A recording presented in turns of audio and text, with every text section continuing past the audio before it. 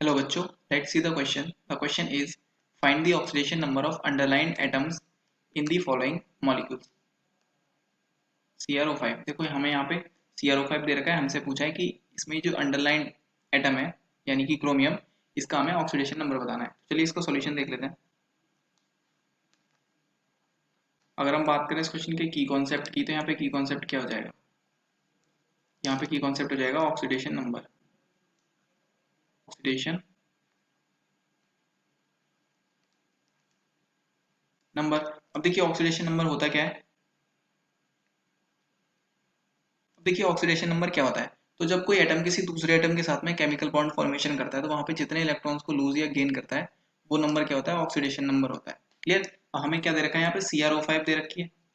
तो हम क्या करेंगे, CrO5 की पहले स्ट्रक्चर बना देते हैं। देखो इसकी स्ट्रक्चर कुछ इस टाइप से होती है, Cr double bond O and यहाँ पे कुछ इस तरह से ऑक्सीजन कनेक्टेड होती हैं, 1 2 3 एंड 4।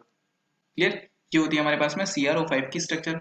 अब इसमें ये जो 4 ऑक्सीजन्स हैं, ये 4 ऑक्सीजन्स कौन सी होती हैं? परऑक्सी लिंकेज से यहाँ पे बॉन्डेड होती हैं। कैसे होती हैं? परऑक्सी लिंकेज से बॉन्ड होती है। परऑक्सी लिंकेज बोल सकते हैं इसको, परऑक्सी बॉन्ड बोल सकते हैं। परऑक्सी बॉन्ड कौन सा होता है? देखो ऑक्सीजन ऑक्सीजन अगर सेम एक ही बॉन्ड से कनेक्टेड होती है तो उसको हम बोलते हैं परऑक्सी लिंकेज। क्लियर? अब यहाँ पे परऑक्सी लिंकेज में ये जो ऑक्सीडेशन नंबर होता है ऑक्सीजन का वो -1 होता है। ओके? और वैसे जनरली कितना होता है? जहाँ पे जनरली डबल बॉन्ड से कनेक्टेड होती है वहां पे होता है -2। ओके? ये परऑक्सी वाली ऑक्सीजन का है। परऑक्सी लिंकेज में ऑक्सीजन की जो ऑक्सीडेशन नंबर होती है वो -1 होती है और जनरली कितनी होती है? -2 होती है। ओके? अब देखिए हमें निकालनी है कि CrO5 में Cr की ऑक्सीडेशन नंबर। तो देखो कैसे निकालेंगे, हम यहाँ पे बॉन्ड ब्रेकिंग मेथड से भी निकाल सकते हैं। पहले देखो बॉन्ड ब्रेकिंग मेथड देख लेते हैं।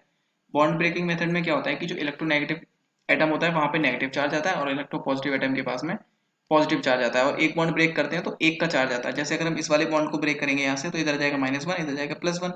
सेम ऐसे ही इस वाले बॉन्ड को ब्रेक करेंगे तो इधर जाएगा -1, इधर जाएगा +1। ऐसे ही हम इन दोनों को भी कर देंगे, तो यहाँ से -1, यहाँ से सॉरी +1 और इस साइड में -1 एंड -1। क्लियर? ये 4 बॉन्ड यहाँ से ब्रेक हो गए। इससे क्या हुआ देखो, यहाँ पे इन सब से क्रोमियम के पास में आ गया +4 ऑक्सीडेशन नंबर और सारी ऑक्सीजन जितनी भी इनके पास आ गया -1। ओके? और कितनी ऑक्सीजन के पास में? 4 ऑक्सीजन के पास में। अब देखिए नेक्स्ट हमारे पास में ये वाली ऑक्सीजन है डबल बॉन्ड वाली। इस डबल बॉन्ड को जब हम ब्रेक करेंगे तो देखो दो बॉन्ड है, तो इधर आ जाएगा +2, इधर आ जाएगा -2। इसका मतलब क्या हुआ कि यहाँ पे जो 4 ऑक्सीजन्स हैं, 4 ऑक्सीजन्स की इस टाइप से लिखते हैं, 4 ऑक्सीजन की ऑक्सीडेशन स्टेट कितनी है हमारे पास में? -1 है। एंड जो एक ऑक्सीजन है उसकी कितनी है? -2 है। उसकी कितनी है? -2 है। और जो यहाँ पे क्रोमियम है, क्रोमियम की कितनी हो जाएगी? देखो +4 पहले से थी, +2 और आ गई, टोटल कितनी होगी? +6 हो जाएगी। ओके? तो यहाँ पे जो CrO5 में Cr है इसका ऑक्सीडेशन नंबर हो जाएगा +6। अब देखो हम यहाँ पे इसको कैलकुलेशन से भी कैलकुलेट कर सकते हैं। Cr को हम x लेट कर लेंगे, प्लस हमारे पास जो 5 ऑक्सीजन है इनमें से 4 है परऑक्सी, तो इनकी लग जाएगी -1, प्लस एक ऑक्सीजन हमारे पास में सिंपल, उसकी लग जाएगी -2। इज इक्वल टू कितना हो जाएगा? 0, क्योंकि टोटल चार्ज 0 है। यहाँ से जब हम x कैलकुलेट करेंगे ये हो जाएगा -4 -2 इज इक्वल टू 0। ओके?